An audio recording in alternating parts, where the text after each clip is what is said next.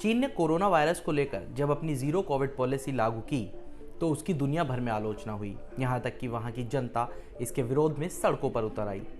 और आखिरकार तमाम विरोध और प्रदर्शनों के बाद शी जिनपिंग प्रशासन ने अपनी इस नीति में ढील दी और उसके बाद जो हालात हैं वो अब हम सब के सामने हैं। नमस्कार, मनी कंट्रोल हिंदी देख रहे हैं आप, मैं शुभम। सोशल मीडिया पर चीन से आ रहे वीडियो काफ़ी डरावने हैं।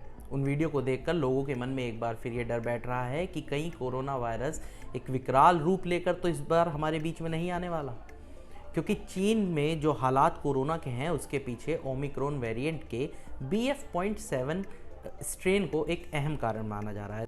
तो आज हम इस वीडियो में आपको इसी BF.7 स्ट्रेन के बारे में बताएंगे कि ये नया स्ट्रेन क्या है और इसके क्या लक्षण हैं और आप इससे कैसे बचाव कर सकते हैं। मीडिया रिपोर्ट्स की माने तो अगले 3 महीने में चीन में इस वेरिएंट से 60% लोग संक्रमित हो सकते हैं। ये आंकड़ा बेहद ही डराने वाला है। इसके अलावा दुनिया भर के कई अलग अलग देश जैसे कि Japan, America, Hong Kong, south Korea, इनमें भी कोरोना वायरस बड़ी तेज़ी से पैर पसार रहा है। चौंकाने वाली बात या कहें कि एक चिंताजनक बात ये भी है कि भारत में इस BF.7 ओमिक्रॉन वेरिएंट के 4 नए मामले सामने आ चुके हैं और ये मामले अब से 6 महीने पहले ही डिटेक्ट किए गए थे। तो अब जानते हैं कि ये BF.7 ओमिक्रॉन वेरिएंट क्या है।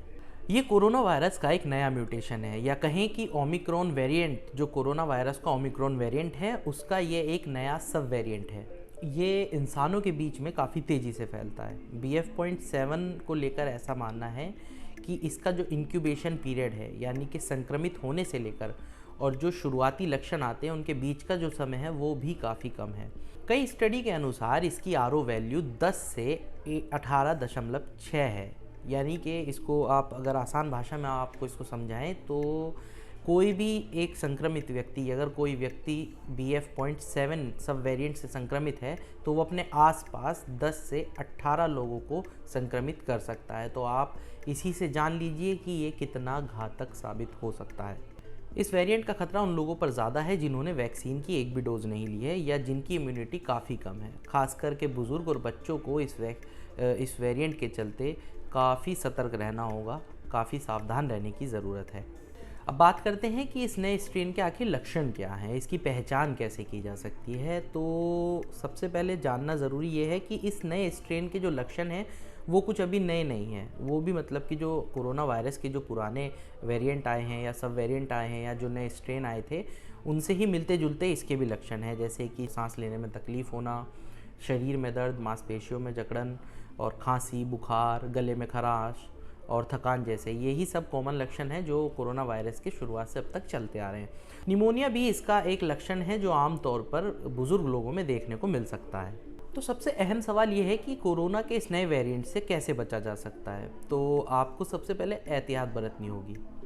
आप अगर भीड़भाड़ वाले इलाके में हैं तो मास्क जरूर लगाएं। इसके साथ ही सरकार ने बूस्टर डोज लेने पर भी जोर दिया है।